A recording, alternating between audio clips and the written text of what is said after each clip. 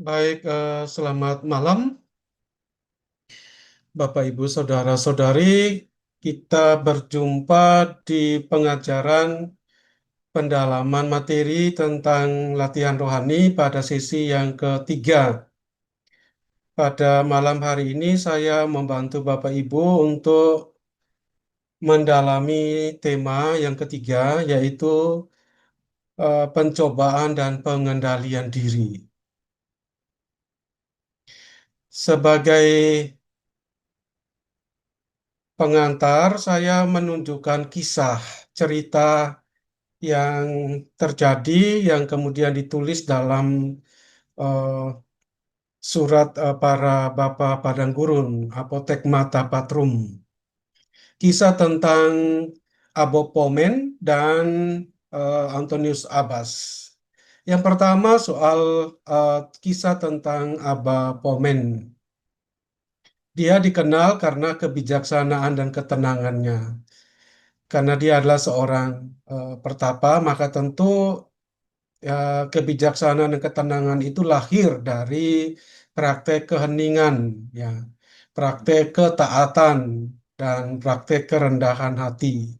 Sebagaimana yang sudah kita coba dalami di pertemuan pertama dan pertemuan kedua. Ada hubungan antara keheningan dengan kerendahan hati dengan kebijaksanaan. Karena itu Abah Pomen itu memiliki karakter yang sangat kuat sebagai sebuah buah dari keheningan itu adalah orang yang bijaksana dan orang yang tenang. Nah, ada kisah tentang seorang biarawan yang datang kepadanya dengan marah. Iya, jadi ada seorang biarawan yang datang kepadanya dengan marah. Dia mengeluhkan perlakuan tidak adil dari biarawan lain. Kemudian biarawan yang marah itu terus berbicara dengan nada tinggi dan menghina. Dia menghina biarawan yang lain. Dia mengadu dengan kemarahan yang tidak dapat dikendalikan di hadapan Aba Pomen. Nah, apa yang dilakukan, reaksi apa yang Aba Pomen tunjukkan di saat biarawan itu marah? Aba Pomen hanya duduk diam dan mendengarkan.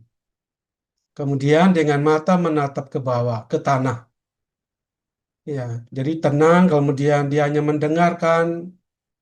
Ya, jadi kata mendengarkan sini merupakan sebuah latihan juga, karena ketika orang marah itu terus kemudian kita mengabaikan, itu berarti kita sebenarnya tidak menjadi sampah. Ya, kotak sampah untuk orang yang sedang marah.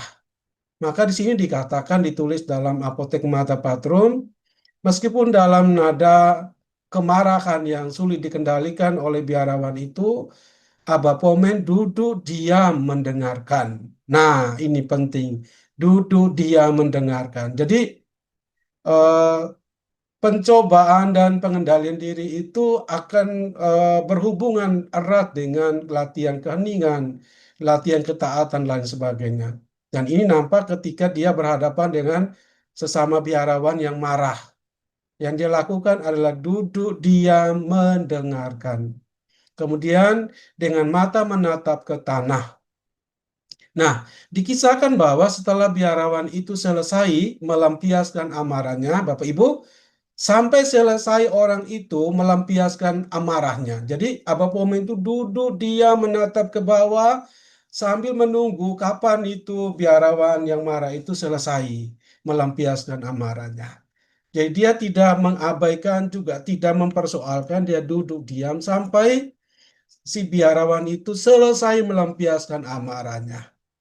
Nah, bagi kita ini nanti kita akan lihat bahwa pencobaan itu muncul dari rasa marah. Ya, Abah Pomen dengan lembut menasihatinya tentang pentingnya saling mengampuni. Jadi dia menasihati biarawan itu eh, setelah dia melampiaskan amarahnya. Jadi dia diam dan mendengarkan sampai dia selesai melampiaskan amarahnya. Ketika selesai, selesai itu artinya kemarahannya mulai mereda. Kemudian Abah Pomen menasihatinya dengan dengan suatu nasihat supaya saling mengampuni. Nah, ini dikatakan bahwa keheningan dan kesabaran Aba Pomen tidak hanya meredakan amarah biarawan itu, tetapi juga mengajarkan tentang kekuatan pengendalian diri dalam menghadapi provokasi. Nah, ini ibu-ibu ini agak susah untuk mengendalikan diri kalau suatu waktu ya ada orang yang datang mengadu dengan kemarahan. Bisa saja ikut memarahi seseorang itu. Maka di sini sebenarnya kita kalah dalam hal latihan pengendalian diri karena terprovokasi. Ya. Kisah yang berikutnya adalah tentang Aba Pomen, masih tentang orang yang sama. Dikisahkan seringkali menjaga diri dari pujian dan sanjungan. Ya, ini juga sebuah godaan. Godaan ya dari kemauan untuk dipuji dan disanjung. Dan ini disadari oleh Abba Pomen ini menjadi hambatan dalam memajukan kehidupan rohani. Karena itu dia berusaha sebagai sebuah latihan untuk menghindari siapa? Menghindari mereka yang datang meminta nasihat. Ya, jadi kalau orang datang minta nasihat itu pertanda bahwa orang yang didatangi itu berarti orang yang sungguh-sungguh bisa diandalkan, bisa dijadikan sebagai bapa yang memberikan nasihat untuk didengarkan. Atau nasihat-nasihatnya itu sangat membantu orang sehingga orang itu datang. Tetapi disadari orang yang merasa bahwa nasihatnya penting, baik, berguna untuk orang lain, atau semakin orang itu diterima oleh banyak orang, menjadi tenar dan sebagainya. Godaan yang selalu di alam bawah sadar itu adalah godaan ya, pujian dan sanjungan. Ya, dia akan merasa berada pada posisi sebagai orang yang dipuji dan disanjung. Ini merupakan salah satu dari cobaan. Karena itu, apa yang dilakukan oleh Abe Pomen, dia ingin menghindar dari orang-orang yang minta nasihat. Tradisi menyebutkan bahwa ia memahami pujian sebagai bentuk godaan halus. Iya, jadi bentuk godaan halus yang dapat memupuk kebanggaan dalam hati, sehingga ia memilih kerendahan hati. Kisahnya menjadi teladan abadi tentang kewaspadaan terhadap godaan spiritual yang seringkali terselubung. Ya, kisah ini dicatat dalam Apotek Mata Patrung Pomen ya. Jadi ini mau mengatakan tentang bagaimana kehidupan kita saat ini, misalnya suatu waktu kita terlibat dalam kegiatan-kegiatan rohani, yang harus kita waspada itu adalah ya keinginan untuk dipuji dan disanjung. Nah, itu yang harus ini menjadi kesadaran kita karena dalam hal-hal yang spiritual pun orang menyembunyikan hal ini. Ya. Kisah yang terakhir, saya sengaja untuk menunjukkan tiga hal yang berbeda. Santo Antonius yang sering disebut Bapak Monastisme itu dia memang perintis ya, Bapak Monastisisme ya. Hidup dalam isolasi ekstrim, dia tertutup ya. Dan laku tapanya puasanya itu sangat ekstrim. Dikatakan eh, 1 bulan itu dia tidak makan dan itu dikatakan jika diteruskan ditradisikan itu hati-hati karena Santo Antonius ini berada pada level yang sangat tinggi. Jadi bagi orang yang memulai atau pemula itu hati-hati untuk mengambil tradisi Antonius ini sebagai bagian dari olahan rohani. Jadi itu. Ia berulang kali diserang oleh iblis, ya. Berulang kali diserang oleh iblis dalam wujud yang menakutkan dan menggoda. Ya, kisah-kisah. Jadi godaan itu muncul dari mana dan pada saat kapan. Saya mau mengatakan bahwa kisah Santo Antonius ini mengatakan kepada kita bahwa godaan itu akan ya semakin kuat menantang dan menggoda orang yang mau maju dalam hidup rohani atau orang yang ingin hidupnya itu tidak pada level biasa-biasa saja. Semakin dia berdoa, semakin dia berpuasa, godaan itu akan semakin datang menyerang. Ini terbukti ya. Kisah-kisah mencatat bahwa ia melihat kawanan binatang buas imajiner. Jadi dia itu berada dalam kekosongan, keheningan, dan seterusnya. eh, sudah bebas dari segala ikatan-ikatan duniawi, berpuasa, berpantang, semua latihan rohani dia lakukan. Tetapi justru di saat itu godaan itu semakin datang dan mengganggunya itu adalah dalam imajinasinya, pada tataran pikiran, dalam imajinasinya. Jadi godaan itu muncul, datang melewati pikirannya. Nah, apa yang datang itu? Ya, yang datang itu adalah wanita-wanita cantik yang menggodanya, hingga tumpukan emas yang muncul di hadapannya. Harta, wanita, dan kekayaan itu muncul, ya, bukan secara fisik tetapi secara imajiner, ya. Jadi masuk dalam dunia khayalan. Dan ini adalah suatu godaan yang sulit-sulit untuk dilumpuhkan karena dia menyerang lewat pikiran. Nanti kita akan lihat latihan lagi, latihan untuk mengalahkan pikiran.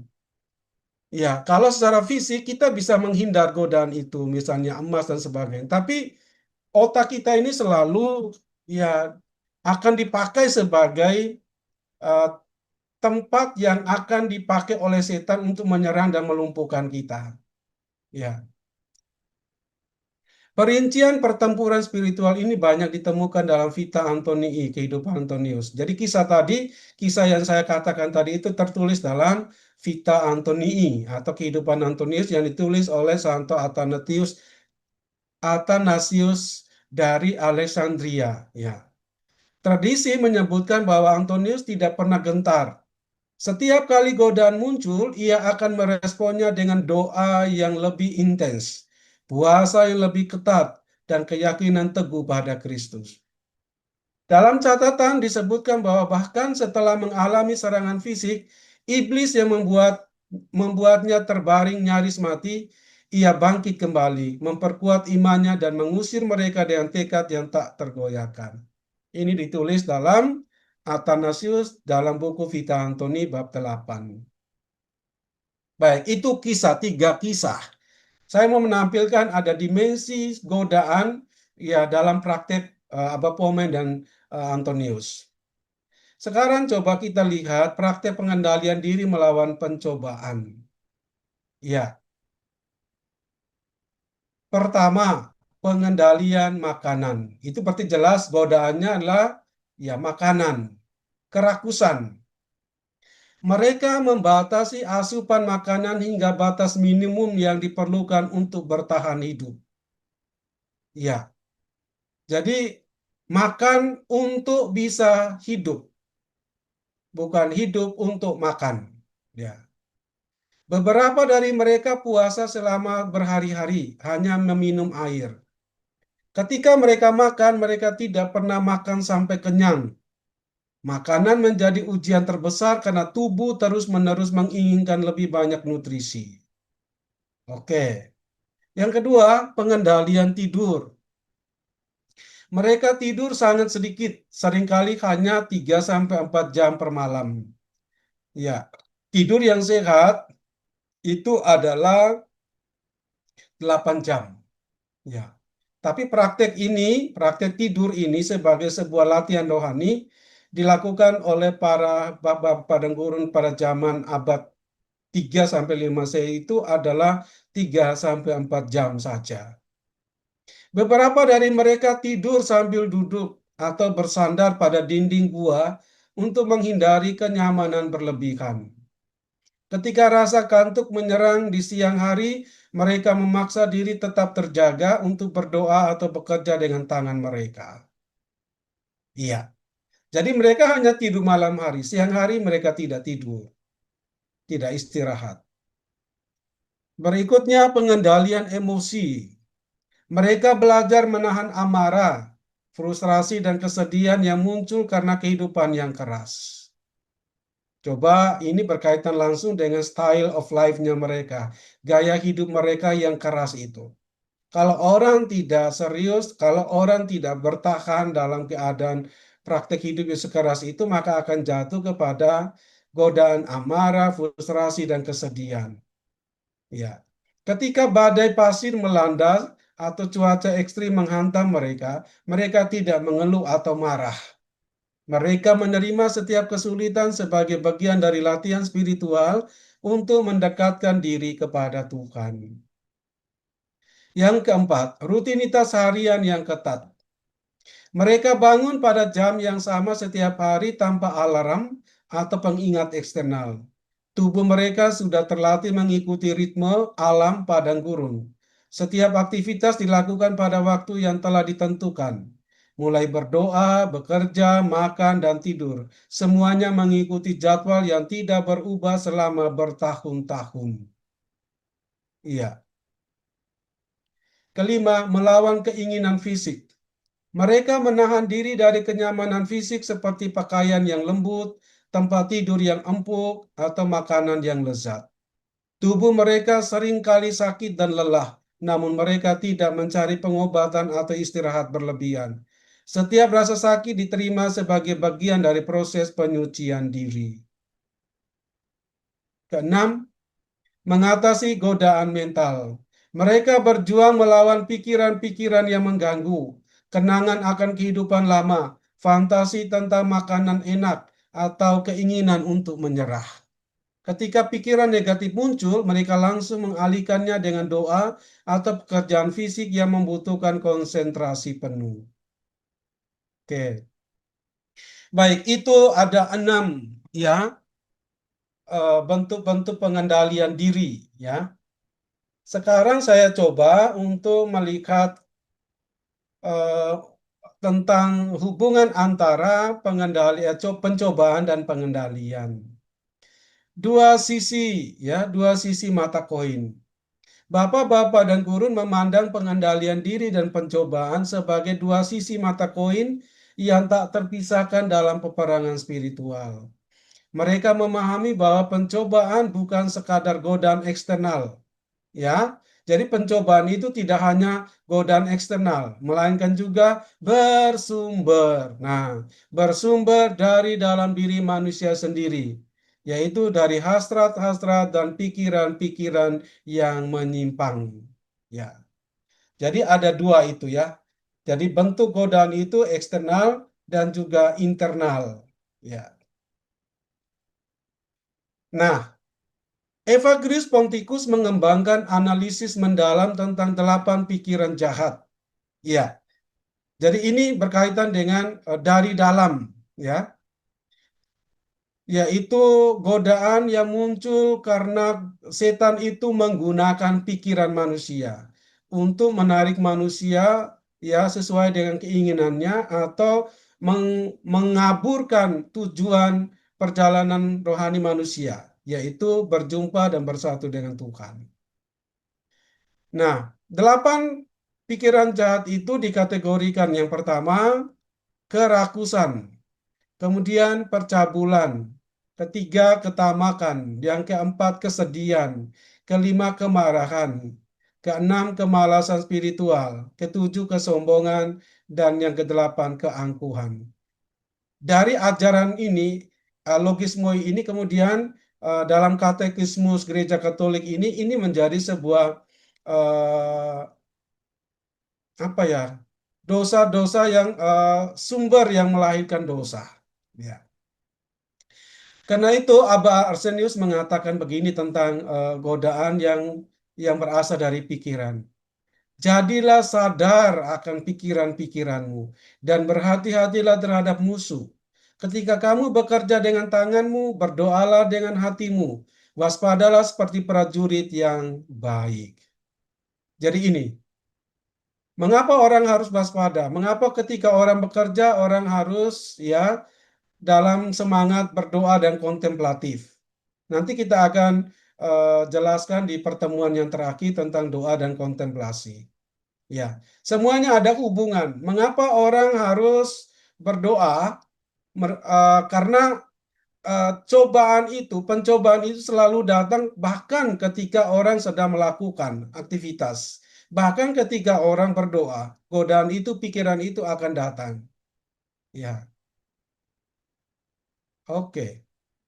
Sekarang kita coba lihat satu persatu. Iya, kerakusan, hasrat berlebihan terhadap makanan dan minuman. Tidak hanya sekadar makan berlebihan, tetapi juga obsesi terhadap makanan dan kenikmatan rasa. Jadi sudah masuk ke. Jadi kerakusan ini berhubungan dengan makan minum yang berlebihan, tetapi juga orang kemudian menjadi terobsesi. Ya, lihat di iklan, lihat di HP, ada iklan tentang makan ini, pasti ibu-ibu bilang, ayo kita coba, ayo kita kumpul-kumpul, kita coba jenis makanan ini. Nah, ini jenis orang yang sudah terobsesi, seperti itu.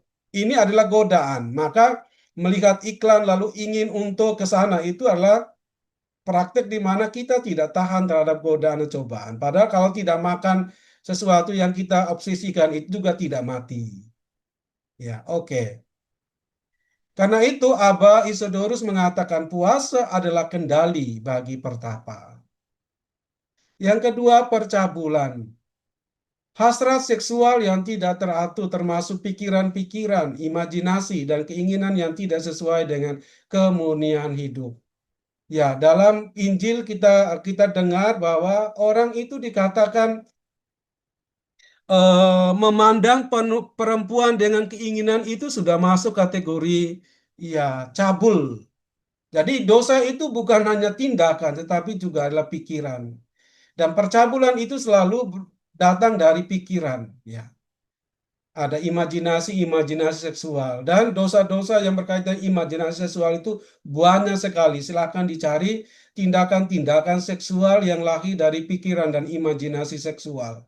Ya. Seorang pertapa yang tidak mengendalikan lidahnya ketika marah tidak akan dapat mengendalikan hasrat tubuhnya. Ya, jadi itu. Jadi pengendalian itu, pengendalian lidah dan sebagainya itu, emosi dan sebagainya itu merupakan juga latihan untuk mengendalikan hasrat tubuh. Ya. Oke, yang ketiga, ketamakan. Cinta akan uang dan harta benda termasuk kekhawatiran berlebihan tentang keamanan material dan keinginan untuk mengumpulkan lebih dari yang dibutuhkan. Ya. Abad Theodorus mengatakan seorang biarawan yang memiliki uang tidak layak disebut biarawan. Nah, kalau ini diterjemahkan bagi mereka, bagi Bapak Ibu sebagai awam, tentu ini berkaitan dengan bagaimana kelayakan pemilikan uang itu. Ya, sewajarnya. Tidak terlalu banyak menumpuk, tetapi juga kita memiliki sebuah kontrol diri sehingga kita menggunakan uang sebagai sarana bukan tujuan.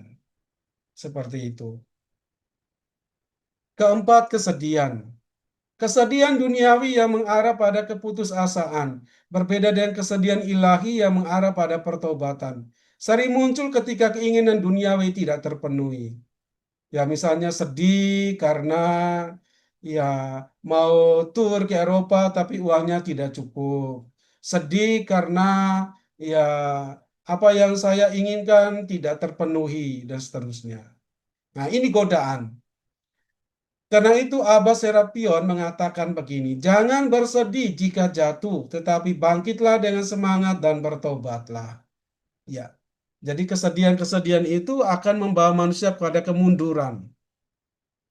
Yang kelima, kemarahan.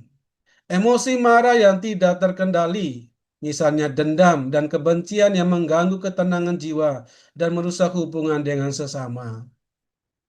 Abba Pomen mengatakan, jika seseorang terus-menerus menyalahkan dirinya sendiri, ia akan selalu menemukan kedamaian. Nah, ini jelas. Kemarahan kepada orang lain itu berangkat dari ketidaksadaran bahwa segala sesuatu itu selalu berasal dari diri sendiri. Atau cara pandang pikiran kita terhadap masalah, terhadap orang lain, sehingga kita lah yang menjadi orang sumber dari kemarahan itu. Pikiran kita itu perlu dijinakan ketika kita melihat orang lain itu melakukan kesalahan atau melihat orang yang kita tidak senang itu misalnya berprestasi dan sebagainya. Pikiran kita lah yang membuat kita itu termakan oleh emosi. Maka Abba Powin mengatakan, jika kamu ya terus-menerus menyalahkan diri kamu sendiri, maka kamu akan damai. Nah, itu. Oke, keenam, kemalasan spiritual. Kejenuhan spiritual, apatis terhadap praktek spiritual, kekosongan jiwa yang mendorong pada pengabaian kewajiban spiritual. Ya kadang-kadang kita mengeluh, ya mau bangun pagi sudah malas, mau gereja malas, berdoa malas. Itu kejenuhan spiritual, itu kemalasan spiritual.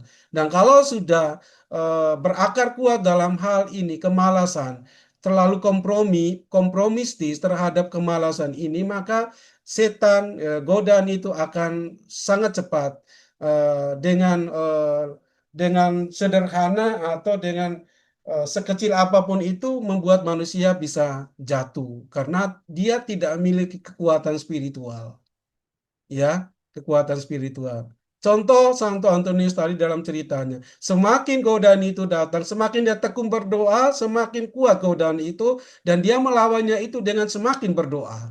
Ya. Seperti itu. Maka kalau ada pertanyaan, Romo, saya ini berdoa terus-menerus, tapi kok saya ini kok merasa semakin jauh dari Tuhan. Itulah godaannya, itulah cobaannya. Maka apa yang harus dilakukan? Teruslah berdoa. Kalau melakukan kebaikan kepada orang lain, lalu orang bilang ini pasti ada mau-maunya. Terus melakukan itu. Itulah kunci melawan cobaan. Cobaan itu bisa dari pikiran kita sendiri, juga bisa dari orang lain. Misalnya ketika kita melakukan kebaikan, orang bilang ini ada mau-maunya. Itulah cobaan. Maka apa yang harus dilakukan? Terus melakukan sesuatu yang baik. Terus berdoa. Terus misa. Kalau malas misalnya datang ke gereja, misalnya ketemu dengan Romo Karem, pimpin misa, lalu khotbahnya tidak mengena di hati, teruslah mendengarkan. Buka mata, buta telinga. Itu latihan, akedia. Supaya kita tidak jatuh ke dalam kemalasan, kejenuhan spiritual. Karena itu Evagris Ponticus mengatakan, Akedia adalah iblis tengah hari. Akedia itu adalah kemalasan spiritual. Dia adalah iblis tengah hari yang menyerang pertapa dan membuatnya mencari alasan untuk meninggalkan selnya. Ya, nah, ini saya jelaskan bahwa Abah Moses itu menasihati, ya. Kamu harus tinggal di dalam selmu supaya selmu itu mengajarkan banyak hal. Artinya bahwa kalau pada saat istirahat kamu tidak boleh berkeliaran. Jam-jam kosong harus berada di kamarmu merenungkan hukum Tuhan siang dan malam. Nanti kemudian di dalam sel itu kamu akan dilatih untuk mengendalikan diri. Pada jam ini mestinya keluar, tapi saya bertahan diri dalam kamar. Maka dalam banyak hal itu kemajuan-kemajuan itu akan ya diraih oleh seseorang yang melatih diri untuk berada dalam sel. Contohnya, orang yang suka menulis, orang suka merenung itu pasti akan menghasilkan banyak refleksi-refleksi yang barangkali berguna bagi orang lain. Itulah buah dari ya tinggal dalam sel. Dan iblis itu ya akan menyerang sangat kuat menyerang dan mengalahkan orang yang kelihatan menganggur, tidak aktif melakukan sesuatu. Ya, karena itu Evagrius Ponticus itu adalah menasihati supaya tidak boleh meninggalkan sel. Sel itu kamar, ya. Kalau diterjemahkan yang kehidupan kita, ya orang modern atau dalam konteks perkotaan Jakarta misalnya, tinggal dalam sel itu artinya menjaga hati, ya, menjaga hati. Kemanapun engkau berada, engkau harus menjaga hati supaya ya iblis tidak datang dengan mudah menyerang engkau. Ya, maka latihan spiritual ini, berdoa, meditasi, kapan dan di mana saja itu merupakan kunci untuk mengalahkan yaitu. Dan kata iblis yang menyerang tengah hari itu artinya apa? Tengah hari itu tengah di mana ada proses kesengsaraan, ya, jiwa sudah lelah, sudah jiwa sudah capek dan secara duniawi itu matahari berada pada titik tengah di mana itu matahari itu menyengat kehidupan manusia dan manusia menjadi mudah lelah, mudah capai dan seterusnya oleh pekerjaan, oleh berpikir dan sebagainya. Dan di saat kelelahan itu manusia bisa mudah diserang dan bisa jatuh dalam pencobaan. Lalu karena itu Evagrius mengatakan, jika demikian Ya, berjaga-jaga, jangan meninggalkan sel. Kata sel di sini harus diterjemahkan dengan hati yang selalu waspada, yang selalu berjaga. Jaga hati. Supaya apa? Mulut tidak mengatakan sesuatu yang membuat orang lain sakit hati dan sebagainya. Jaga hati, jaga mata, ya, dan seterusnya. Yang ketujuh, kesombongan. Keinginan akan pujian dan pengakuan manusia, mencari kemuliaan duniawi daripada kemuliaan dari Allah. Ya, ya, ini seringkali menghantui kita, kesombongan. Lebih baik makan daging dan minum anggur daripada memakan saudara-saudaramu melalui fitnah. Ya, nah ini, mengapa orang muda memfitnah orang lain? Kita bilang ini adalah dosa apa? Sumbernya dari mana? Sumber dari kesombongan ini. Orang yang sombong itu biasanya melihat orang lain itu sebagai kompetitor, pesaing. Nah, ketika melihat orang lain itu lebih baik dari dirinya, maka lahirlah fitnah. Maka fitnah itu adalah dosa kesombongan. Ya, dosa kesombongan, merasa diri lebih hebat dari orang lain, dan ketika orang lain itu dilihat sebagai pesaing kompetitor, maka muncullah fitnah-fitnah ini. Ya, jadi itu. 8, terakhir, keangkuhan. Kesombongan spiritual menganggap diri lebih baik dari orang lain, bahkan merasa tidak memerlukan Allah. Ya, ini keangkuhan. Ya, misalnya, ya, kalau umat itu, misalnya Romo yang datang itu adalah Romo yang, ya, yang tidak dianggap, maka ketika dia omong, dia khotbah, dengarnya hanya setengah-setengah. Nah, itu. Nah, itu keangkuhan. Inilah cobaannya. Ya, keangkuhan adalah penyakit terakhir yang perlu disembuhkan, meskipun ia adalah yang pertama menyerang jiwa, kata Yohanes Kasianus. Baik, Bapak Ibu, sekarang saya menunjukkan hubungan antara pencobaan dan pengendalian. Dalam pemahaman Bapak-bapak Padang Gurun, hubungan antara pengendalian diri dan pencobaan bersifat dialektis. Ya, jadi saling kait mengait, ya, saling berhubungan, dan hubungan dialektis ini menciptakan transformasi, mengubah, ya, membawa perubahan atau memajukan kehidupan manusia. Ya, pencobaan tidak dipandang semata-mata sebagai gangguan negatif yang harus dihindari, melainkan sebagai kesempatan untuk pertumbuhan spiritual melalui praktek pengendalian. Demikian pula pengendalian diri bukan sekadar tentang menolak keinginan, tetapi tentang transformasi keinginan mengarahkannya kepada Allah dan nilai-nilai spiritual. Ini poinnya adalah Bapak Ibu, seringkali kita mengatakan, aduh, mengapa ada cobaan? Menurut Bapak Padang Gurun, cobaan itu merupakan sesuatu yang pasti akan terjadi dan harus disyukuri. Karena itu adalah pengujiannya untuk kemajuan hidup rohani. Iya, dan di sana sebenarnya ujian untuk pengendalian diri. Semakin orang lulus dari ujian itu, semakin dia maju dalam hidup rohani. Coba bayangkan kalau tidak ada cobaan, maka manusia tidak akan pernah diuji oleh hal-hal itu, dan dia tidak akan maju dalam praktek rohani, latihan rohani. Karena itu Abba Antonius mengatakan, tanpa pencobaan tidak ada yang masuk ke dalam kerajaan surga. Nah, ini luar biasa. Tanpa pencobaan tidak ada yang masuk ke dalam kerajaan surga. Ya, hapus pencobaan dan tidak akan ada yang diselamatkan. Ya, harus ada pencobaan. Kemudian yang berikut, pengendalian. Saya menunjukkan tahap-tahap pengendalian. Bagaimana kita ketika menghadapi pencobaan itu yang menjadi, saya bilang tadi, adalah rahmat yang menguji kita supaya kita maju dalam pengendalian diri. Cobaan itu pasti ada, entah secara dari dalam maupun dari luar. Nah, sekarang bagaimana mengendalikannya itu? Pertama, kita perlu lihat eh, pengendalian itu dilihat dari 4 tahap. Tahap pertama, waspada. Apa yang dilakukan pada tahap ini? Yang dilakukan pada tahap ini itu adalah mengamati pikiran dan keinginan yang muncul. Jadi kita sendiri harus tahu pikiran seperti apa yang saat ini saya rasakan, tentang apa, harus dikenali, ya, sifat dan sumbernya, ya. Nah, untuk bisa mengenal pikiran itu, orang harus melatih apa?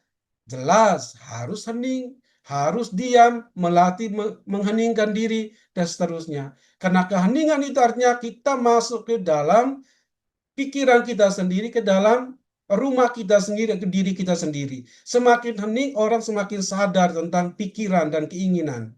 Ya. Karena itu kadang-kadang orang untuk hening itu susah. Karena apa? Di saat keheningan itu orang bertemu dengan dirinya sendiri.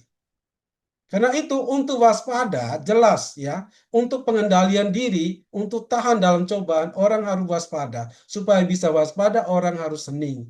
Maka Thomas Merton mengajarkan bahwa padang gurun itu sekarang bukan lagi padang gurun secara fisik, tapi secara spiritual, yaitu ruang batin kita, tempat kita bekerja, di rumah kita, di kantor kita. Sejauh kita mempraktekkan keheningan itu, keheningan secara fisik dan keheningan secara spiritual, keheningan batin.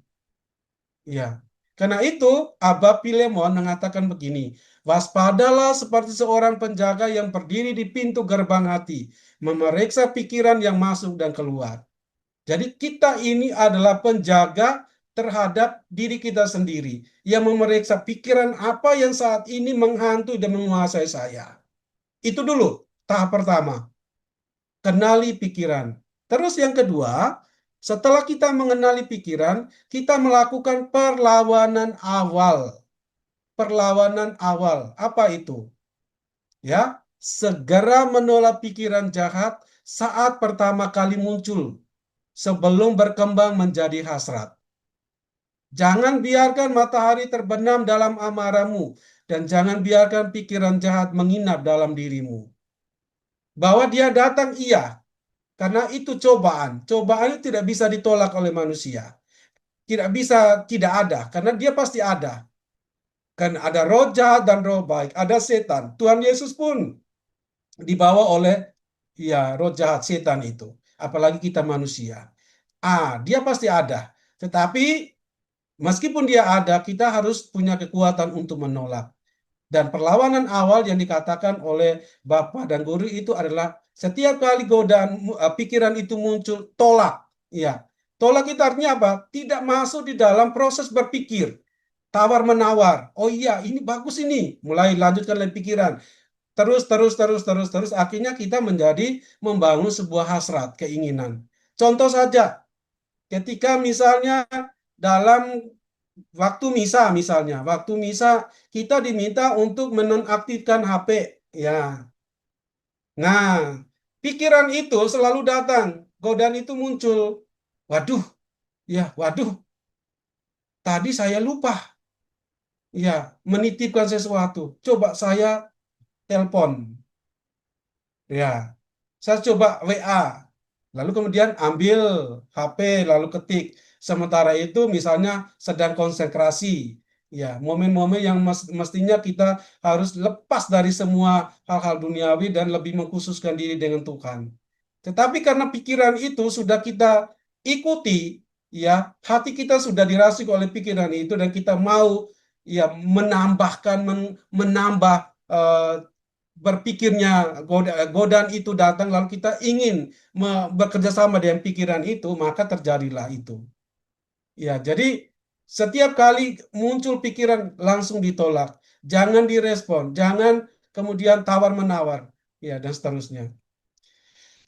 Yang ketiga, pengalian perhatian.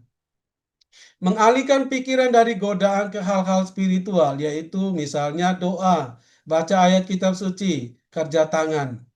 Jika kamu tidak dapat mengusir pikiran, setidaknya jangan berbicara atau bertindak berdasarkannya. Nah, diam, ya. Jadi misalnya kalau kita tidak, sorry, mengalihkan perhatian. Jadi ketika godaan itu datang, ya pertama kita tolak, kita tidak mau terjebak dalam berpikir itu. Tetapi kalau dia masih tetap ada, kita mengalihkan pikiran itu dengan melakukan kegiatan yang lain, misalnya doa, baca kitab suci, atau sibuk yang lain. Ya, karena itu Abah Yosef mengatakan jika kamu tidak dapat mengusir pikiran, jadi ketika tahap dua itu kita tidak lolos, ya. Ternyata pikiran itu masih menyerang. Ya, Abah Yosef Abah Yosef mengatakan dia sebaiknya jangan berbicara atau bertindak berdasarkannya. Jadi kita diam dan jangan melakukan apapun. Ya, itu tahap yang ketiga. Lalu tahap yang keempat, doa dan penyerahan, mengakui kelemahan sendiri dan bergantung pada kekuatan Allah. Menjatuhkan diri di hadapan Allah adalah kekuatan pertapa Abamius. Ya, jadi ada 4 tahap tadi ya. Eh, Kemudian yang berikut macam-macam pengendalian. Satu, pengendalian tubuh. Pengendalian tubuh melalui puasa dan pantang merupakan praktik dasar dalam tradisi padang gurun. Namun, para bapak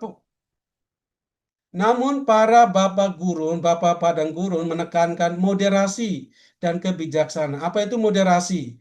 Artinya tidak ekstrim, ya.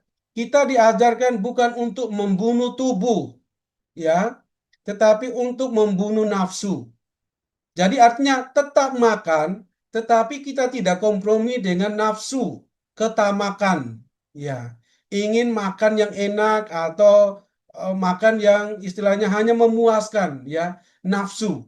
Ya, jadi poinnya adalah sini, bukan tidak makan, tetapi eh, bukan tidak makan. Karena kalau tidak makan kita membunuh tubuh.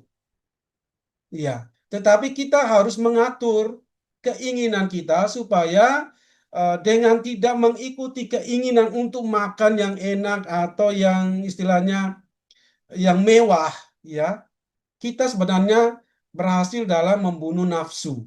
Ya, puasa dipraktekkan dengan beragam tingkat ketatan dari berpantang daging dan anggur hingga hanya makan sekali sehari atau bahkan setiap beberapa hari. Itu pengendalian tubuh. Kemudian yang kedua, pengendalian diri. Para bapak menyadari bahwa pikiran adalah akar dari semua tindakan. Praktek nepsis atau kewaspadaan digunakan untuk mengamati pikiran dan memotongnya. Ingat, ketika pikiran itu datang langsung abaikan, motong, ya, sebelum berkembang menjadi hasrat. Ya, Evagrius menulis, pikiran-pikiran kita dikendalikan melalui pembacaan spiritual atau vigilia. Vigilia itu artinya orang bermeditasi, orang beradorasi, ya, berjaga malam dan doa. Doa Yesus, misalnya Tuhan Yesus Kristus Putra Allah, kasihanilah aku orang berdosa. Ini harus sering diulang untuk memfokuskan pikiran. Ya, jadi kalau ada godaan yang menghantui dan menguasai pikiran kita, praktek doa Yesus yang sudah diwarisi oleh Bapa Padang Gurun ini perlu kita lakukan. Ya, untuk focusing. Yang kedua, tiga, pengendalian lidah. Keheningan atau heksisia adalah aspek penting dari disiplin padang gurun. Abah Arsenus terkenal dengan kata-katanya. Dia mengatakan begini, seringkali saya menyesal karena telah berbicara, tetapi tidak pernah menyesal karena berdiam diri. Para pertapa hanya berbicara ketika diperlukan, menghindari gosip, fitnah, dan kata-kata sia-sia. Nah ini, pengendalian lidah. Abah Pomin mengatakan begini, jika kamu berbicara, kamu tidak memiliki kedamaian. Jika kamu berdiam diri, kamu akan menemukan kedamaian. Ini praktek pengendalian lidah. Ya, dosa itu selalu dari pikiran, kemudian terucap melalui mulut lidah. Maka kendalikan lidah. Kemudian pengendalian kehendak. Nah, pengendalian kehendak ini wujud nyatanya adalah pada ketaatan dan kerendahan hati. Satu tema yang sudah kita bahas pada Jumat yang lalu. Itu pengendalian kehendak. Ya, ketaatan kepada pembimbing spiritual atau bapak rohani atau bapak pengakuan atau suami atau istri itu merupakan bentuk pengendalian kehendak. Para pertapa muda menyerahkan kehendak mereka kepada pertapa yang lebih berpengalaman untuk belajar melepaskan keinginan pribadi. Ya, jadi ini berhubungan juga dengan kerendahan hati. Ya, berikutnya pengendalian emosi. Bapak-bapak padang gurun berusaha mencapai apatheia, bukan ketidakpedulian, ya. Artinya apa? Kematangan emosi, pengendalian emosi itu tidak sama dengan mati rasa. Ya, orang lain marah, kita cuekin. Ah, ngapain di, di, ditanggapi? Nah, itu berarti ketidakpedulian. Itu ketidakpedulian. Ketika orang lain misalnya memuji kita, kita masa bodoh. Itu ketidakpedulian. Ketika orang lain istilahnya menunjukkan sebuah ekspresi emosi tertentu kepada kita, kita cuek. Nah, itu ketidakpedulian. Malah jatuh, ya, jatuh ke dalam dosa kesombongan. Nah, pengendalian emosi ini, emosi itu wilayahnya sangat luas, ya, tidak hanya marah. Rasa senang pun itu juga itu bagian dari emosi yang harus ditata dengan baik. Senang yang tidak ya, kesenangan senang yang harus dikendalikan. Jangan sampai terlalu senang sehingga mengabaikan kesantunan, mengabaikan keharmonisan, mengabaikan solidaritas dengan sesama yang lain. Misalnya senang kita tertawa, di samping kita, di sekitar kita ada orang yang lagi sedih. Ya, itu berarti kita tidak peduli dengan apa yang dialami oleh orang. Nah, jadi pengendalian emosi itu penting. Dan pengendalian emosi itu bukan berarti kita kita mati rasa terhadap apa yang kita rasakan, ekspresi-ekspresi emosi dari orang lain. Ya. Tetapi ya, jadi latihan pengendalian emosi itu lebih kepada kebebasan dari gejolak emosi yang mengganggu. Ya, kebebasan dari gejolak emosi yang mengganggu. Kesabaran, kerendahan hati, dan kelembutan hati dipraktekkan melalui ujian sehari-hari. Ya, ya, oke. Hubungan antara pencobaan dan pengendalian diri itu adalah satu kesatuan. Semua bentuk pengendalian diri ini saling terkait dan mendukung, seperti dinyatakan Yohanes Kasianus. Semua keutamaan berhubungan satu sama lain. Sehingga orang yang kekurangan satu keutamaan pasti kekurangan yang lainnya. Tujuan utama dari semua praktek ini adalah pembersihan hati yang memungkinkan seseorang untuk melihat Allah sesuai dengan sabda Yesus dalam khotbah di bukit. Ya. Yang berikut strategi melawan 8 pikiran jahat. Ya, jadi ada 8 pikiran yang dikatakan oleh Abba Pomen tadi ya dalam logismoi. Ya, ada strategi melawan 8 pikiran jahat. Satu, pengakuan dan kesadaran. Langkah pertama adalah mengenali pikiran jahat saat muncul, tanpa menyangkal atau menekannya. Ungkapkan pikiran-pikiranmu kepada para tetua, dan kamu akan menemukan kedamaian. Ya, kata Abba Pomen. Pengakuan jujur tentang perjuangan batin kepada pembimbing spiritual membantu mengurangi kekuatan pikiran tersebut. Ya. Misalnya kalau kita seringkali dihantu oleh pikiran-pikiran yang membuat kita tidak bahagia atau mengalami luka batin, maka pikiran-pikiran itu harus dikatakan, harus diakui keberadaannya, jangan ditekan. Karena kalau ditekan itu dia dia akan berada pada level alam bawah sadar yang munculnya itu berupa bocoran-bocoran emosi.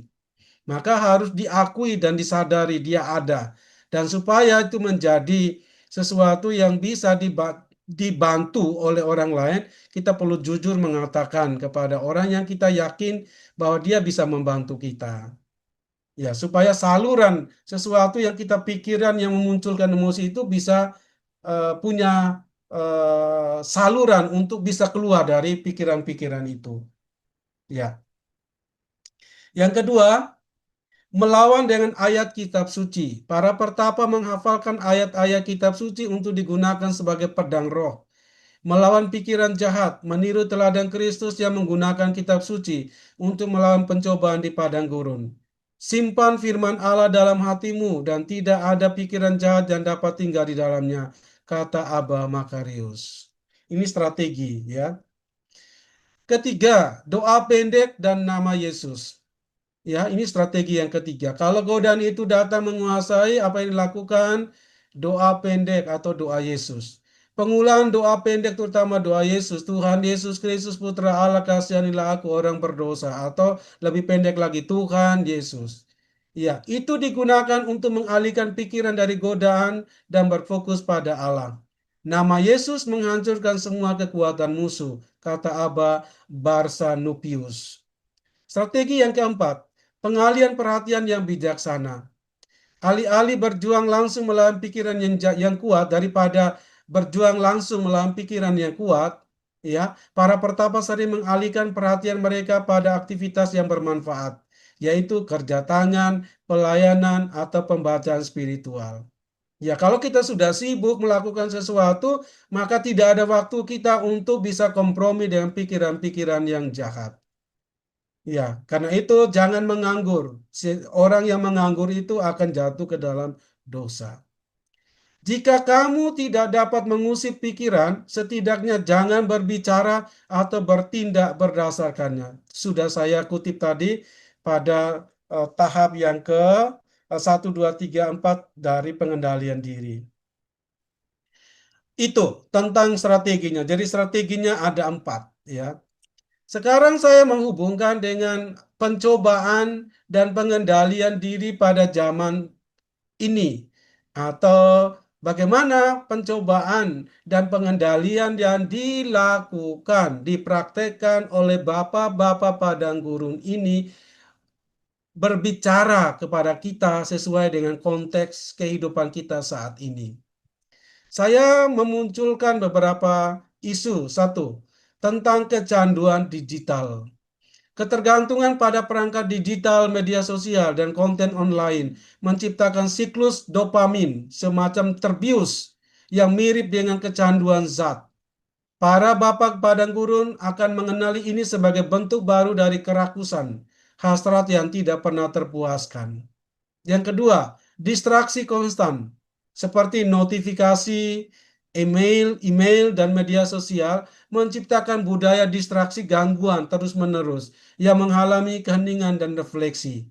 Pada pengajaran hari yang pertama 2 Jumat yang lalu, kita berbicara tentang ini, keheningan. Jadi orang bisa mengendalikan menghadapi pencobaan, kuncinya adalah hidup di dalam keheningan. Maka tema yang pertama itu saya sengaja tampilkan tentang keheningan karena dalam praktek hidup Bapak Padang Guru itu keheningan itu menjadi ruang ekosistem bagi mereka untuk bisa melawan semua hal termasuk dengan pencobaan ini. Ya.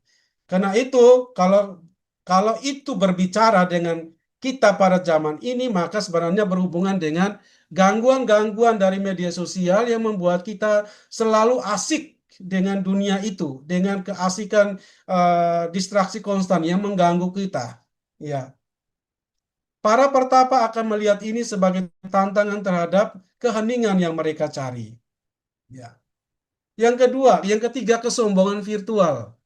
Media sosial sering mendorong presentasi diri yang diidealkan dan pencarian validasi eksternal. Jadi kita ini suka memposting sesuatu, lalu kemudian menunggu siapa yang mengakui kehebatan kita, prestasi kita, dan sebagainya di saat kita memposting itu. Itu istilahnya pencarian validasi eksternal. Dan ini akan jatuh kepada dosa kesombongan virtual. Ya, ya. Para bapak padang gurun akan mengenali ini sebagai manifestasi dari kesombongan dan keangkuhan. Ya. Yang keempat, konsumerisme digital. Ya. Dorongan untuk selalu memiliki perangkat terbaru dan mengkonsumsi konten tanpa henti mencerminkan ketamakan yang para pertapa hindari melalui kesederhanaan hidup. Ya. Nah, kalau kalau zaman kita ini bagaimana strategi pengendalian diri? Ya, jadi yang tadi saya jelaskan ini berhubungan dengan kehidupan para pertapa. Nah, kita mengadopsi itu untuk kehidupan kita saat ini. Tidak untuk semua konteks, tapi saya hanya memfokuskan pada soal ini. Ya, dunia media sosial, ya. Bagaimana strategi pengendalian dirinya? Pertama, ya, kecanduan media sosial dan validasi online. Media sosial dirancang untuk memanipulasi sistem dopamin kita, menciptakan siklus kecanduan melalui likes, komentar, dan pemberitahuan. Pencarian validasi online mencerminkan apa yang para pertapa kenali sebagai kesombongan, keinginan akan pujian dan pengakuan manusia. Strateginya apa? Pertama, tetapkan waktu tertentu untuk memeriksa media sosial, ya, daripada mengaksesnya terus-menerus. Jadi kita mengaksesnya itu pada waktu yang kita ya kira ini baik untuk mengakses, tidak semua waktu. Dua, nonaktifkan notifikasi untuk mengurangi dorongan impulsif. Tiga, praktekkan puasa media sosial, puasa digital secara berkala. Misalnya 1 hari per minggu atau 1 minggu per bulan. Refleksikan motivasi di balik postingan. Apakah untuk berbagi sesuatu yang bermakna atau sekedar mencari validasi? Kembangkan praktik doa harian yang fokus pada identitas kita dalam Allah, bukan pada citra publik pencitraan. Ya. Kemudian hal kedua, ya, hal pertama tadi kecanduan kita terhadap media sosial. Pengendalian diri tadi adalah tetapkan waktu, nonaktifkan, praktekkan puasa digital, dan seterusnya. Dan yang kedua ini adalah kelebihan informasi dan distraksi digital. Jadi kita ini seperti orang yang istilahnya sudah sesak terhadap informasi-informasi yang datang. Jadi kita menjadi mudah lelah, mudah capek, mudah tersulut emosi karena kita itu setiap hari itu diganggu oleh sesuatu yang datang dari dunia digital kita. Jadi arus informasi tanpa henti, kemudian menciptakan keadaan distraksi konstan yang menghalangi keheningan batin. Para pertapa akan mengenali ini sebagai tantangan terhadap keheningan dan nepsis, kewaspadaan. Ya, bagaimana bisa waspada kalau dalam dalam keseharian kita itu kita mudah capek lelah karena ya termakan oleh arus informasi. Karena itu strateginya adalah begini. Ciptakan zona bebas teknologi di rumah atau ruang dan waktu tanpa perangkat digital. Jadi ada ruang yang bebas, misalnya di ruang doa, ya HP-nya jangan dibawa. Waktu makan, HP-nya jangan dibawa. Waktu ada tamu atau sedang bercakap-cakap dengan sesama atau siapapun, HP-nya jangan dipegang, masukkan ke dalam tas. Itu adalah strategi pengendalian diri. Ini adalah bentuk-bentuk latihan yang nanti hasilnya itu akan sangat membantu kita dalam pengendalian yang barangkali muncul dari pikiran kita sendiri. Saya memunculkan ini karena ini godaan, cobaan yang nyata-nyata di depan kita. Dan kalau kita jadikan ini sebagai latihan pengendalian diri, maka manfaatnya itu akan sangat banyak. Ya. Kemudian praktekkan monotasking, ya. Jadi artinya dalam waktu tertentu pada jam ini saya mengerjakan hanya satu pekerjaan. Jangan sampai dalam waktu yang bersamaan saya mengerjakan tugas ini, tugas ini, tugas ini, tugas ini. Maka kemudian kita menjadi orang yang mudah lelah, mudah capek dan tidak fokus. Ya. Berikutnya, tetapkan waktu tertentu untuk memeriksa email dan berita daripada melakukannya sepanjang hari. Berikutnya, gunakan aplikasi pemblokir yang membatasi akses ke situs yang mengganggu selama waktu tertentu. Mulai dan akhiri hari tanpa layar minimal 30 menit pertama dan terakhir dari hari Anda. Jadi Bapak Ibu, ini tidak berhubungan dengan ajaran bahwa HP itu adalah sesuatu yang tidak baik, tidak. Saya hanya mau mengatakan bahwa inilah cobaan kita. Dan kita menggunakan ini sebagai latihan dalam pengendalian diri. Jadi, ambillah HP ini dan kemudian katakan kepada diri kita sendiri, HP hari ini saya mau menjadikan engkau ini menjadi media bagi saya untuk mengendalikan diri. Nah, seperti itu. Kalau pada zaman Bapak Padang Gurun tuh mereka kan latihnya itu adalah ya tidak makan, latihnya adalah tidak boleh ngomong dan seterusnya. Zaman kita sekarang latihan kita itu adalah bagaimana mempergunakan dan memperlakukan HP itu. Di situ kita melatih untuk ya maju dalam pengendalian diri. Berikutnya, konsumerisme digital dan materialisme virtual. Apa itu? Dorongan untuk selalu memiliki perangkat terbaru dan mengkonsumsi konten digital premium, mencerminkan ketamakan yang diperangi para pertapa melalui kesederhanaan hidup. Dulu ada HP yang istilahnya center, kemudian berkembang, mulai dengan misalnya punya HP yang kisaran harganya 2 juta, 3 juta, sekarang bisa dengan 20, 30, 40 juta dan seterusnya. Fungsinya sama saja, hanya mengirimkan konten, mengirimkan pesan dan seterusnya. Ya. Jadi orang yang tamak itu adalah orang yang tidak mempertimbangkan manfaat dari HP itu apa. Kalau hanya misalnya mengirim pesan, ngapain harus beli 50 juta? Ya, cukup beli 45 juta lalu sisanya kita simpan untuk sesuatu yang lebih bermanfaat, lebih penting. Mungkin ada orang lain yang membutuhkan, kita bisa menjadi donatur bagi mereka itu. Itu prinsip dari eh, pengendalian diri ini. Ya, kita mengendalikan diri, kita mempersembahkan diri, eh, menyalipkan diri terhadap keinginan-keinginan kita yang tidak teratur supaya apa? Bisa menyelamatkan orang lain. Itulah salib zaman sekarang. Ya, konsep salib sekarang sudah berubah. Salib itu bisa ditemukan di dalam penggunaan HP ini. Strategi pengendalian dirinya adalah bagaimana? Pengendalian dirinya adalah begini. Tanyakan pada diri sendiri, apakah saya membutuhkan perangkat baru ini atau hanya menginginkannya? Tetapkan anggaran bulanan untuk pembelian digital. Ya. Kemudian praktekkan satu masuk, satu keluar untuk setiap aplikasi baru. Hapus satu yang lama. Sebelum membeli, tunggu 24 jam untuk menghindari pembelian impulsif. Ya, ini sekedar tawaran untuk pengendalian diri. Anda, Bapak Ibu bisa mengembangkan sendiri. Intinya adalah HP kita jadikan sebagai latihan, tidak hanya berguna dalam pengendalian diri tentang penggunaan HP, tapi justru berimbas biasnya itu ke dalam kehidupan nyata yang lain. Ya. Kemudian yang berikut, kemarahan dan polarisasi online. Nah, ini dosa kemarahan. Ya. Media sosial dan ruang komentar online sering memicu kemarahan dan menciptakan polarisasi. Ya. Tanpa identitas. Ya, kadang-kadang orang masuk nimbrung, beri komentar negatif tanpa menunjukkan siapakah dia. Itu disebut dengan anonimitas relatif di dunia maya.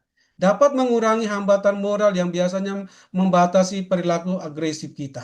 Ya, ya, jadi itu. Jika kamu marah, kamu telah jatuh ke dalam pencobaan. Jika kamu mengatasi kemarahan, kamu telah mengusir pencobaan. Seperti bayangan mengikuti tubuh, demikian juga kesombongan mengikuti kemarahan. Demikian kata Abba Agaton. Jadi kalau orang tidak bisa berpuasa secara digital, maka dia akan memelihara kemarahan, kesombongan, ketamakan dalam bentuk yang modern. Karena itu strategi pengendalian dirinya apa? Pertama, tetapkan aturan pribadi. Jangan memposting ketika marah. Tunggu minimal 1 jam. Hindari membaca komentar pada artikel kontroversial. Praktekkan doa singkat, Tuhan kasihanilah atau Tuhan Yesus, sebelum merespon postingan yang memicu visualisasikan orang yang nyata di balik layar sebelum mengirim komentar. Nah, ini dosa-dosa yang selalu lahir dari media sosial itu. Ya. Tanyakan 3 hal sebelum memposting. Apakah ini benar? Apakah ini baik? Apakah ini perlu? Ya, oke. Yang berikut kemalasan digital. Yang kelima. Jadi ada 8 ya. Kemalasan digital. Scrolling tanpa tujuan. Ya. Kemudian prokrastinasi digital. Mencerminkan apa yang para pertapa sebut sebagai akedia, kejenuhan spiritual. Dan kemalasan yang mengganggu konsentrasi dan menggerogoti motivasi. Coba tanya kepada ibu-ibu, bapak-bapak, anak-anak ya, berapa jam memegang HP dan berapa jam bermeditasi, kontemplasi dan seterusnya. Perbandingan itu akan sangat kelihatan. Ya, ini kemalasan spiritual. Ya, orang semakin malas berdoa. Ya, dan semakin sibuk untuk memegang HP. Strategi pengendalian dirinya adalah apa? Tetapkan tujuan sebelum menggunakan perangkat. Apa yang ingin saya capai? Gunakan pengatur waktu untuk membatasi sesi scrolling atau menonton. Perganti antara aktivitas digital dan fisik setelah 1 jam online. Lakukan aktivitas fisik. Kembangkan hobi dan minat yang tidak melibatkan layar. Praktekkan kerja tangan seperti para pertapa, berkebun, memasak, kerajinan tangan untuk mengatasi kemalasan. Ya, saya batasi karena sudah pas supaya Bapak Ibu bisa bertanya. Oke, Bapak Ibu, saya kembalikan ke Romo Jaya untuk memoderasi, mengatur sesi selanjutnya. Baik, terima kasih Romo Karol. Mungkin Bapak Ibu, kalau ada yang mau tanya silakan menuliskan pertanyaannya atau sudah ada yang angkat tangan. Andre Roy, silakan. Ya, selamat malam, Romo. Izin bertanya, saya mau bertanya mengenai ini, bagaimana cara mengatasi kegetiran hati atau tawar dalam berdoa? Itu saja, Romo. Iya, hati yang tawar ya. Ya, Hati yang tawar mungkin bisa dideskripsikan supaya saya bisa memahami konteksnya. seperti gini, Romo. Jadi kan mungkin dia merasa dalam hatinya jenuh atau mungkin merasa apa ya bosan dalam melakukan perulangan setiap hari, misalnya ibadat setiap hari, terus kayaknya Ya, dia ya, merasa kering gitu, ya, gitu, oke. Romo. Baik, saya memahami pertanyaannya. Jawaban saya begini.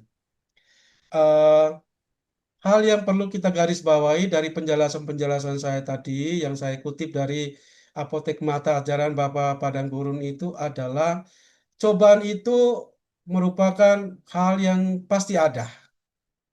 Dan kalau kita menutup diri dari cobaan itu, kita sebenarnya tidak selamat. Kata lain, tidak selamat. Karena kita tidak pernah diuji kematangan rohani kita, dan karena itu tidak akan maju dalam hidup rohani. Jadi cobaan itu memang harus mau tidak mau kita hadapin, pasti ada. Ada prinsip baik dan benar, yang jahat dan yang buruk itu selalu saling menyerang, ya, saling mengalahkan, ya. Dan kita itu manusia yang selalu, ya, pada titik tertentu itu mengalami kejatuhan-kejatuhan karena tidak mampu menghadapi cobaan itu. Nah, berkaitan dengan doa, berdoa tetapi seperti hanya sekedar mengeluarkan suara tanpa ada dorongan motivasi, seperti jenuh dan bosan, ya. Ini adalah cobaan. Cobaan yang memang harus kita siapkan mental kita untuk menghadapinya. Kalau saya mau mengutip, mau menambahkan penjelasan saya ini, saya akan mengutip apa yang dikatakan oleh Richard Rohr, sorry, Richard Rohr itu seorang eh, psikolog spiritual dari seorang imam Fransiskan. Dia mengatakan dalam bukunya yang disebut dengan Falling Upward itu artinya jatuh, tetapi jatuhnya bukan ke bawah, tapi jatuh ke atas. Buku ini ditulis berdasarkan refleksi atas, ya, bagaimana perjalanan hidup doa manusia atau secara spiritual itu manusia harus siap untuk memasuki masa-masa transisi. Ya, ada fase pertama dan fase kedua. Untuk bisa keluar dari fase pertama, orang harus masuk kepada masa transisi ini. Transisi itu misalnya pengalaman jenuh, bosan, malas berdoa, tidak ada gairah untuk melakukan apa saja.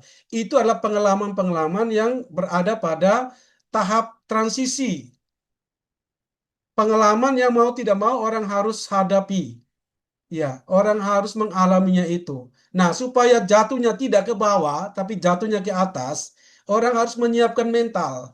Untuk apa? Dan bagaimana harus menghadapinya? Kembali ke yang saya sudah katakan tadi. yang saya kutip dari pendapat Bapak dan Gurun. Jika itu terus menghantui Anda, apa yang Anda lakukan? Terus berdoa, terus berdoa, terus berdoa. Ya, seperti itu.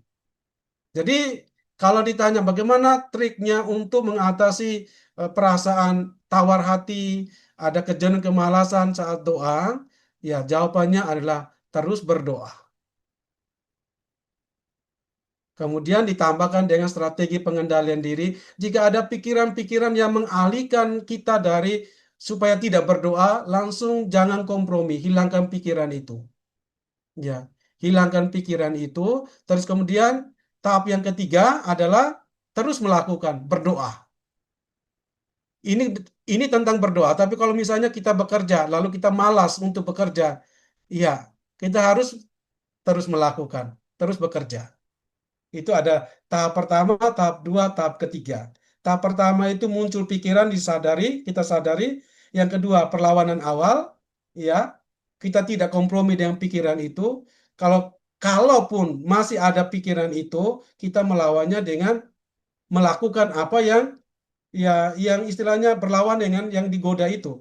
Misalnya jangan berdoa, kita lawan dengan terus berdoa. Ya, kurang lebih seperti itu jawaban saya. Jadi, bagaimana untuk mengatasi kejenuhan itu harus disadari bahwa kejenuhan itu bukan sesuatu yang negatif, ya. Ini adalah proses transisi yang oleh Richard Rohr itu mengatakan ini adalah proses jatuh tapi jatuhnya ke atas. Jatuh ke atas. Jadi, suatu kesempatan keadaan di mana kita mengalaminya meskipun jatuh dan jenuh dan kita tetap setia dan justru dengan kesetiaan kita itu kita mengalami kemajuan. Ya, kemajuan seperti ke atas. Tapi kalau kita pasrah lalu kemudian lepas dari doa, maka kita jatuh, tapi jatuhnya ke bawah. Falling upward. Demikian jawaban saya.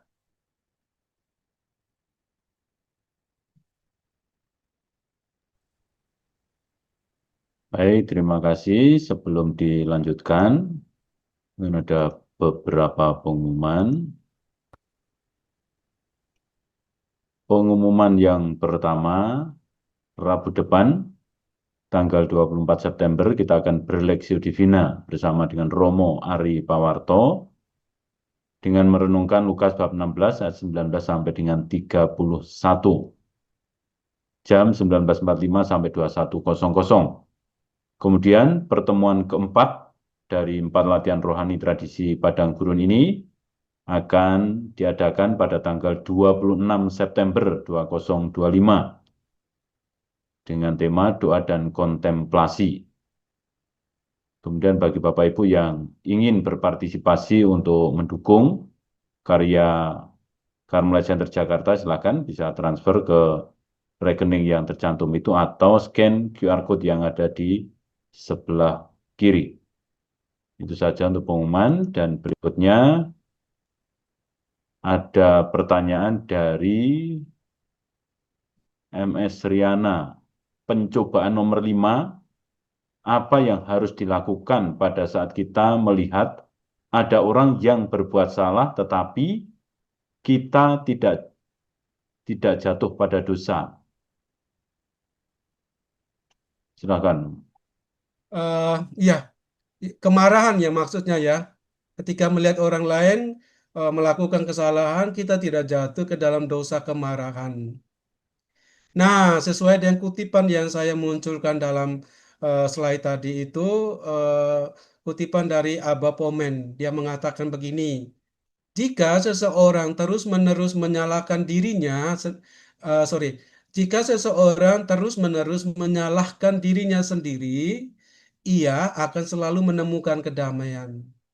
Nah, kalau kita hubungkan dengan pertanyaan tadi, bagaimana caranya? Bagaimana caranya menghadapi orang yang melakukan kesalahan, kemudian supaya kita tidak jatuh dalam kemarahan. Karena kalau mereka melakukan kesalahan, pasti akan muncul secara natural, pasti kita marah kepada orang yang melakukan kesalahan. Apalagi kesalahan itu terus-menerus dan dilakukan di hadapan kita. Nah, kuncinya supaya tidak jatuh dalam kemarahan, Abah Poin mengatakan, ya, mengalahkan diri kita sendiri. Ya, menyalahkan diri kita sendiri. Apa artinya ini? Ya, coba refleksikan lebih dalam, lebih jauh lagi. Ya, ketika Yesus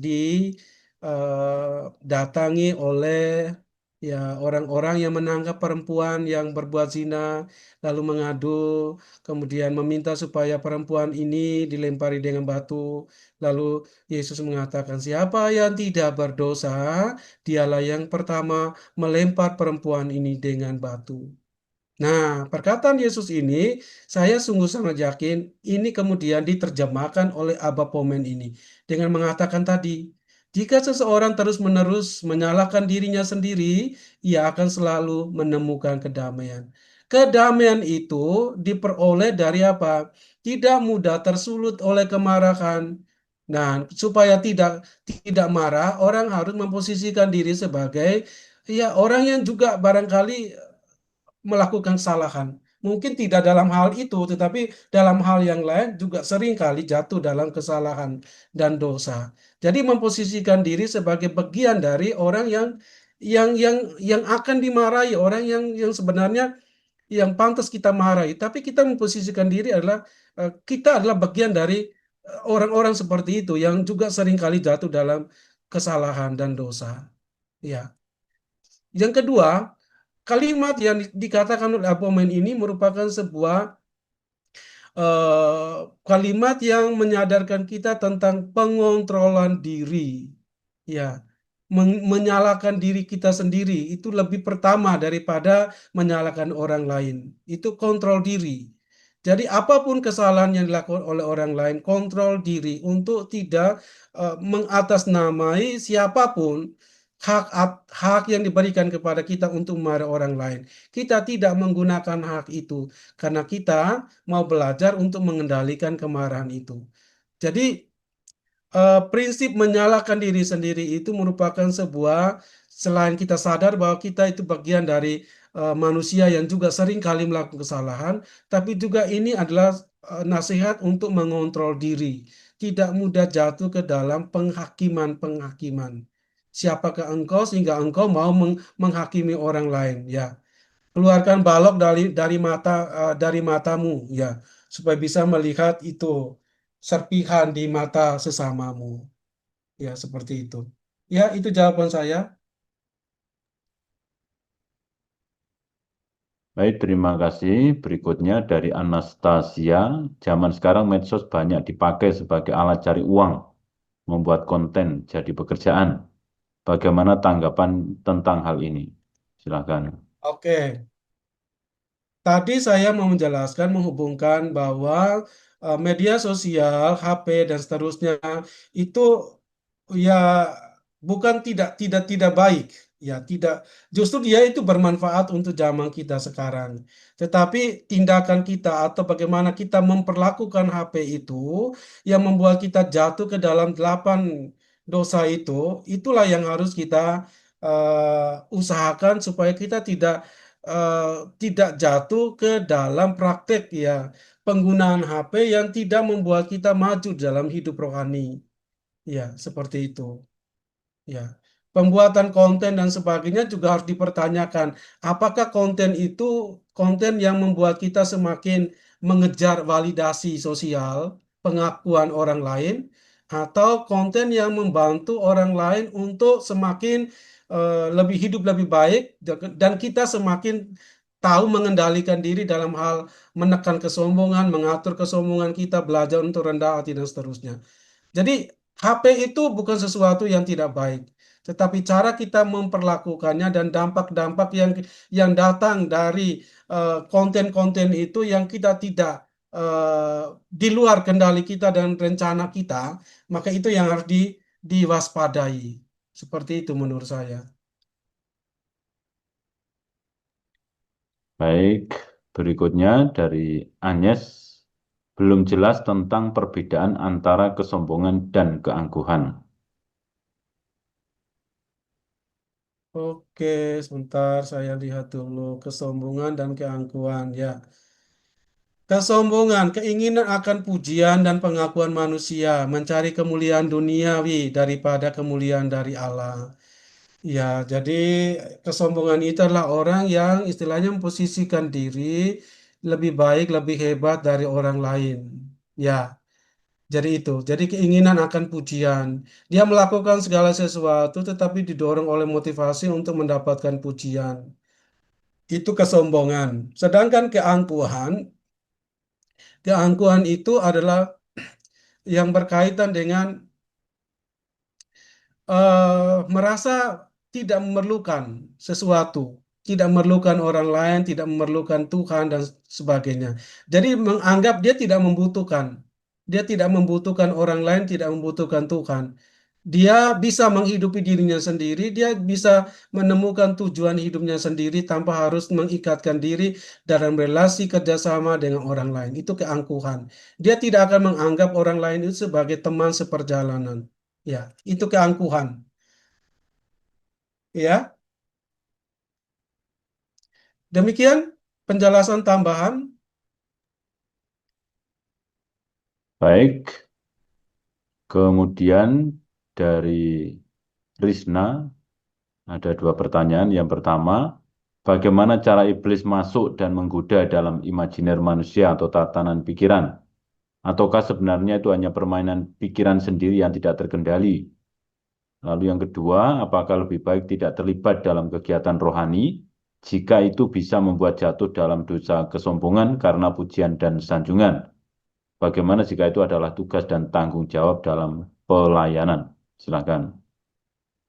Iya, baik. Yang pertama, kalau ditanya apakah iblis itu dalam bentuk fisik? Ya, tidak.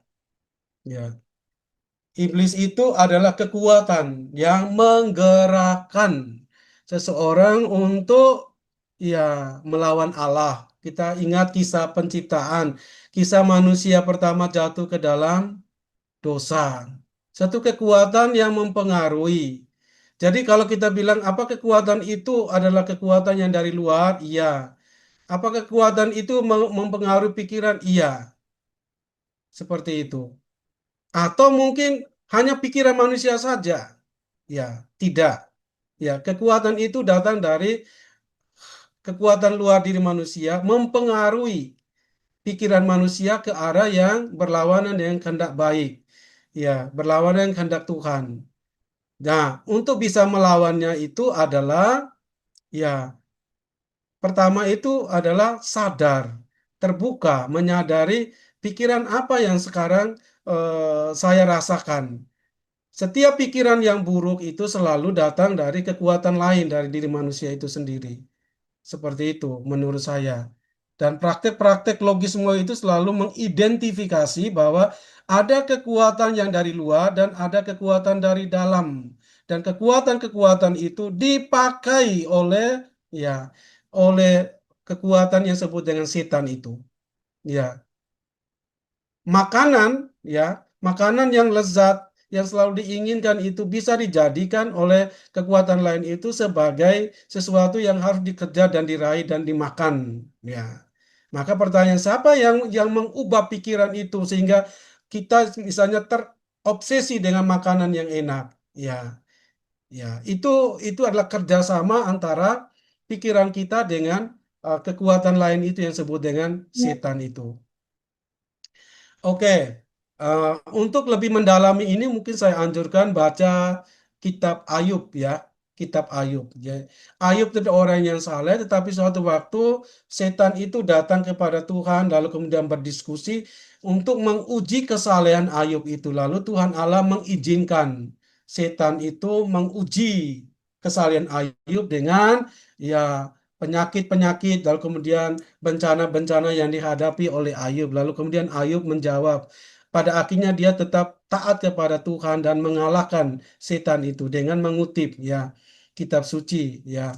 Dan dia mengatakan dan telanjang aku keluar dari kandungan ibuku dan telanjang juga aku akan kembali kepadanya. Tuhan yang memberi, Tuhan yang mengambil, terpujilah nama Tuhan. Ya, jadi seperti itu. Jadi harus jelas identifikasi setan itu ada, dia bekerja melalui pikiran kita. Medianya adalah pikiran kita. Kemudian yang berikut pertanyaan yang kedua, Kalau memang kegiatan pelayanan rohani itu membuat kita jatuh ke dalam dosa, lebih baik tidak melakukannya atau kita mundur dari kegiatan rohani. Sekali lagi, pertanyaan ini sama dengan pertanyaan yang pertama tadi. Ya, jawabannya sama, yaitu bahwa ketika ada godaan bahwa ketika melakukan kegiatan rohani, pelayanan-pelayanan itu muncul, misalnya ada keangkuhan, ada kesombongan ingin dipuji, maka keinginan untuk dipuji itulah yang harus dilawan, bukan mundur dari kegiatan rohani. Kalau mundur dari kegiatan rohani itu nanti jatuh kepada kemalasan spiritual. Ya, jadi kita tidak boleh meniadakan cobaan itu. Cobaan itu harus kita hadapi. Ya, semakin kita dicoba, semakin kita kuat. Ya, semakin kita kuat. Nah, cobaan-cobaan itu dalam pelayanan itu seperti yang sudah saya singgung, antara lain itu adalah kesombongan, ingin dipuji. Nah, kalau ada dalam pikiran kita seperti itu, maka kita tidak boleh mengatakan, kalau gitu saya mundur. Itu berarti kalah sebelum berperang. Nah, itu tipe orang yang tidak akan maju dalam hidup rohani. Ya, seperti itu jawabannya. Baik, terima kasih. Berikutnya dari Pak Yusuf Salim. Apa tujuan lain dari monastisisme selain mencari Tuhan, pertumbuhan hidup spiritual, dan pelayanan sesama? Lalu yang kedua, apakah monastisisme Katolik sama atau berbeda dengan Ortodoks dan Protestan? Silakan. Iya, baik. Tujuan monatistik, monatisisme, ya, kehidupan membiara yang dimulai pada abad itu adalah meninggalkan duniawi untuk lebih melayani Tuhan. Ya, zaman dulu konteksnya seperti itu.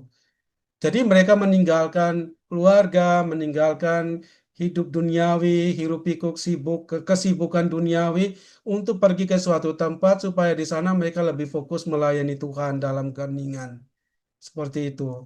Ini menjadi dasar landasan eh, kehidupan membiara yang terjadi dalam hidup gereja pada awal sampai dengan saat ini. Ada kaul kemurnian, kaul ketaatan, dan kemiskinan seperti itu. Dan perbedaan dengan ortodoks ya. Sebagian pertapa-pertapa itu adalah orang-orang yang diakui sebagai pengikut ortodoks. Ya, ya. Jadi sebagian yang saya sebutkan tadi itu mereka adalah aliran-aliran ortodoks. Sedangkan Kristen Protestan itu baru lahir pada abad ke-15. Abad 15 dan mereka tidak memiliki bentuk warisan seperti itu. Hanya Katolik dan Ortodokslah yang memiliki tradisi kehidupan, bentuk kehidupan seperti itu. Ya, ya itulah jawabannya. Sampai saat ini pun orang Protestan itu tidak memiliki bentuk hidup membiara. Mereka pendeta tetapi pendeta yang punya keluarga dan sebagainya. Tidak mengucapkan kaul. Ya, karena itu bukan berasal dari tradisi mereka. Mereka baru hadir pada abad yang ke-15 atau 16 kalau tidak salah. Sedangkan kita itu sudah sejak abad yang pertama. Ya, kemudian pada abad yang ketiga, 45, karena ada pengakuan ya eh, agama Katolik itu menjadi agama kekaisaran Romawi pada zaman Konstantinus. Kemudian gereja dengan kerajaan itu tidak ada bedanya. Satu, maka gereja kemudian dipermudah, kemudian gereja memiliki banyak kekayaan, maka lahirlah gerakan untuk kembali ya ke semangat awal. Maka eh, terjadilah itu para pertapa pergi dari situ kemudian meninggalkan hal-hal duniawi untuk menyendiri dan hidup dalam keheningan. Ya, seperti jadi kental erat dalam tradisi Katolik dan Ortodoks. Demikian jawaban saya. Baik, berikutnya dari Laura S. Bagaimana cara mengelola emosi secara positif ketika harus bekerja dengan tim yang kapasitasnya masih terbatas, sehingga beban pekerjaan terasa lebih berat dan tidak terbiasa melampiaskan marah sehingga berbalik menjadi stres. Oke, baik. Kalau kita menghubungkan tema malam ini dengan tema sebelumnya, tentu kalau ditanya kembali kepada semangat keheningan tadi, ya, keheningan. Praktek keheningan itu untuk kita saat ini, sekarang ini kan bisa macam-macam bentuknya. Contoh, ketika berhadapan dengan teman yang kurang kerjasama, yang kemudian memunculkan reaksi emosi dari kita.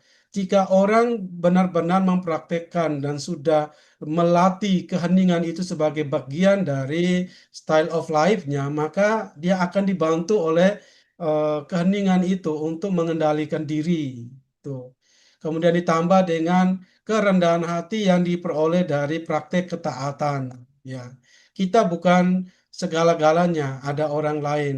Praktek kerendahan hati itu di mana kita mau melihat bahwa ya kesalahan orang lain itu bagian dari diri kita. Ya, itu kerendahan hati. Kita menerima mereka apa adanya. Itu juga praktek kerendahan hati. Dan semua ini bersumber dari keheningan hati yang hening, hati yang tidak mudah menghakimi. Jadi kalau ditanya apa sih triknya, apa sih obatnya, praktek yang harus kita lakukan supaya tidak mudah marah terhadap orang lain dalam konteks apa saja? Jawabannya adalah keheningan. Ya, ya itu jawaban saya. Baik, berikutnya dari Richard, minta konfirmasi soal kerakusan dan ketamaan. Apakah kerakusan terkait dengan makanan, minuman, dan semacamnya? Lalu, apakah kalau ketamaan itu terkait dengan kebendaan atau materi? Silakan. Oke, baik.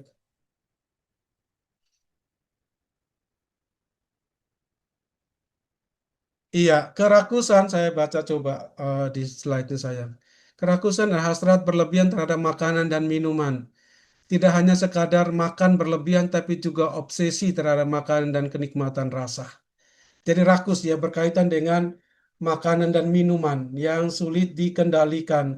Tidak ada batasnya lagi, berlebihan dan seterusnya. Sedangkan ketamakan itu berkaitan dengan cinta akan uang dan harta benda. Itu ketamakan. Termasuk kekhawatiran berlebihan tentang keamanan material dan keinginan untuk mengumpulkan lebih dari yang dibutuhkan. Ya, jelaslah ketamakan dan kerakusan ya. Jadi ketamakan itu berkaitan dengan benda, sesuatu yang dimiliki dan ingin dimiliki terus-menerus yang menguasai hati dan tindakan manusia. Sedangkan kerakusan itu berkaitan dengan rasa, ya. Baik, itu jawabannya. Dengan terjawabnya pertanyaan ini, sudah selesai Romo, sudah ada pertanyaan lagi. Silakan Romo Karol memimpin doa penutup dan sekaligus berkat. Dalam nama Bapa dan Putra dan Roh Kudus, amin. Terima kasih ya Tuhan atas pengajaran hari ini. Banyak hal yang telah kami terima, mungkin juga belum kami pahami 100%, tetapi kami mohon semoga apa yang kami pahami, kami mengerti dari yang dikatakan itu membantu kami untuk mematangkan eh, segala sesuatu yang berkaitan dengan kemajuan hidup rohani kami, sehingga kami boleh melatih diri kami dalam hal pengendalian diri terhadap segala pencobaan-pencobaan yang akan kami hadapi. Kami bersyukur bahwa kami tetap terpelihara oleh karena kasih dan kemurahan-Mu, sehingga kami boleh menghadapi cobaan-cobaan itu bersama dengan kekuatan-Mu sendiri. Karena itu ya Tuhan, kami mohon penyertaan-Mu dalam hidup kami selanjutnya. Tuhan bersamamu dan Dan bersama roh. bersama rohmu. Kiranya saudara-saudari sekalian diberkati oleh Allah yang Maha Kuasa, Bapa dan Putra dan Roh Kudus. Amin. Amin.